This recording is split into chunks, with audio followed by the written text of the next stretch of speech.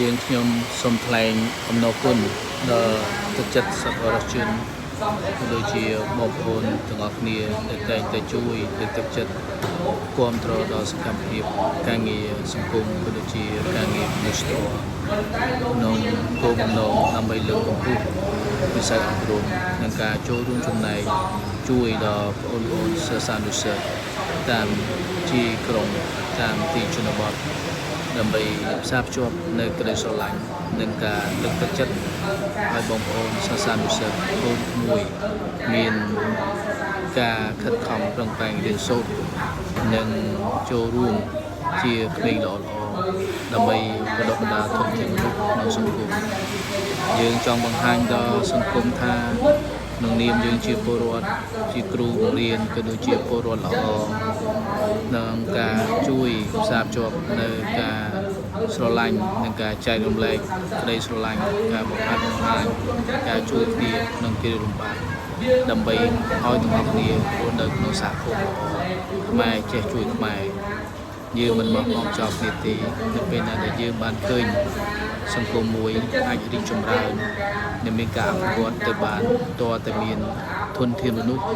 និងការយកចិត្តទុកដាក់ការចែករំលែកការបង្ហាត់បង្ហាញការបង្រៀនដែលជាសកម្មភាពមួយដ៏ល្អសម្រាប់ប្រជាជនខ្មែរគឺដូចជាបងប្អូនខ្មែរត្រូវតែបណ្ដុះលើកទឹកចិត្តថែរក្សាវប្បធម៌ការចែករំលែកការជួយគ្នាការស្រឡាញ់លើវិស័យអប់រំនិងការជួយបណ្ដុះទឹកចិត្តលើកទឹកចិត្តដល់លោកគ្រូអ្នកគ្រូប្រតិចារ្យដើម្បីចូលរួមចំណែកតម្រង់ទិសនឹងការអប់រំទាំងអស់គ្នាដើម្បីខ្មែរឲ្យមានការល្អប្រសើរទៅលើវិស័យអប់រំការងារសង្គមសូមអរគុណដល់បងប្អូនសប្បុរសជនសូមឲ្យអ្នកទាំងអស់គ្នាបានជួបតែនូវសេចក្តីសុខនិងសម្រេចរាល់កិច្ចការអ្វីបានទាំងអស់សូមអរគុណ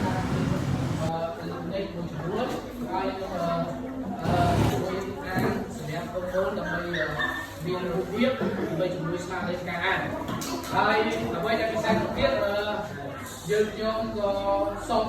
លើកទឹកចិត្តដល់បងប្អូនដែលចូលរួមធ្វើជាក្មេងល្អគ្រូណាល្អតោះនេះល្អទាំងអស់គ្នាត្រឹមត្រូវទេបានអត់ធ្វើជាក្មេងល្អសិស្សល្អសិស្សប្រកែស្ដាប់បន្ទូលអ្នកគ្រូតែប៉ុណ្ណាហើយមួយទៀតអបតាមគោលការណ៍របស់ក្រសួងអប់រំដែលបានប្រកាសជំរាបជូនដល់អាណាព្យាបាលឬការដាក់វិធានការតាមសាលាទាំងអស់គឺអត់ឲ្យបងប្អូនញ៉ាំគ្រឿងឯទេគឺកំពុងអាច